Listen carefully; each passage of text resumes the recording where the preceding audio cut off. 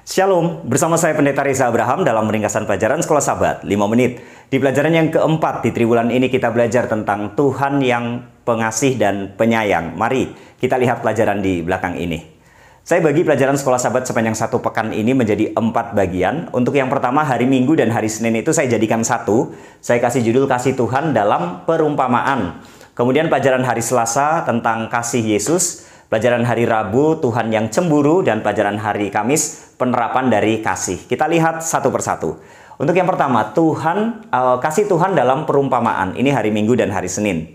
Di dalam Mazmur 103 ayat 13, Tuhan itu diumpamakan seperti seorang bapa yang sayang kepada anak-anaknya. Maka dalam hal ini, Tuhan itu diumpamakan seperti seorang bapa. Dan kita manusia, umat-umatnya adalah anak-anaknya. Kemudian, di dalam Yesaya 49 ayat 15, dapatkah seorang perempuan melupakan bayinya? Jawabnya tidak, karena seorang ibu kasihnya besar kepada anaknya. Kalaupun iya, katanya, maka Tuhan tidak seperti itu.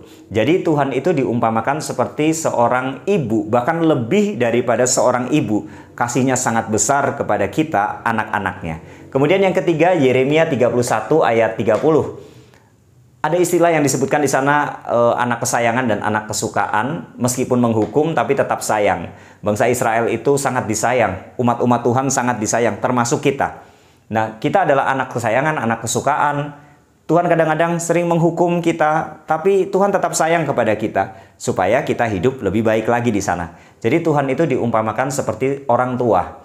Kemudian dalam Hosea 11 ayat 3-4, ada istilah yang disebutkan di sana mengajar berjalan, menggendong, menyembuhkan, memberi makan. Ini semua adalah gambaran dari kegiatan, aktivitas orang tua yang mengajar berjalan itu anaknya ketika masih kecil diajar supaya bisa berjalan, menggendong, kemudian menyembuhkan kalau sakit, memberi makan. Ini gambaran orang tua. Jadi di pelajaran hari Minggu dan hari Senin, di bagian yang pertama ini, kita dapati bahwa kasih Tuhan itu sangat besar. Seperti seorang bapak, seperti seorang ibu, seperti orang tua, bahkan lebih daripada mereka. Kita ini anak-anaknya yang sangat dikasihi dan disayangi oleh Tuhan.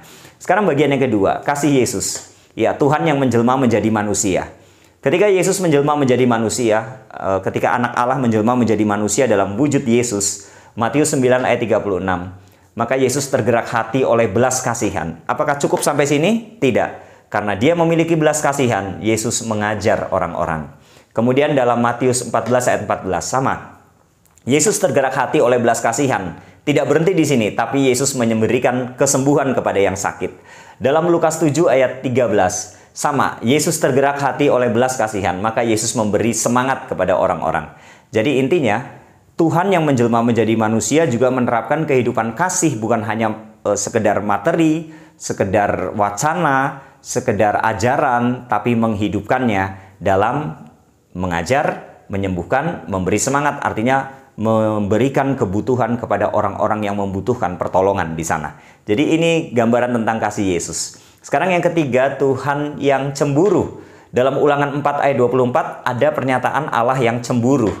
Jadi Allah itu cemburu, katanya begitu. Tapi dalam 1 Korintus 13 ayat 4 dikatakan kasih itu tidak cemburu. Jadi sepertinya Allah yang cemburu itu berarti tidak memiliki kasih dong. Karena kasih tidak cemburu. Tapi dijawab dalam 2 Korintus pasal 11 ayat 2 bahwa cemburu itu maksudnya cemburu ilahi. Apa itu? Kasih Allah yang penuh dengan hasrat.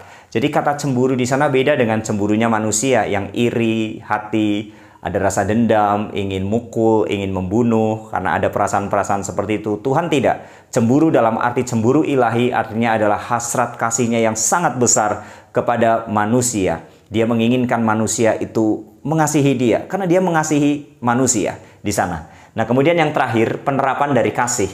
Dalam 1 Korintus 13 ayat 4-8, orang-orang yang hidup di dalam Yesus harus menerapkan kehidupan kasih. Karena Tuhan itu kasih, kita juga harus mengasihi. Orang-orang yang hidup di dalam kasih, di dalam Tuhan, maka dia juga harus menghidupkan karakter kasih itu dalam perbuatan, bukan hanya ajaran, doktrin, atau sekedar materi saja. Ya, kasih itu panjang sabar, murah hati, lemah lembut, dan lain sebagainya di sana.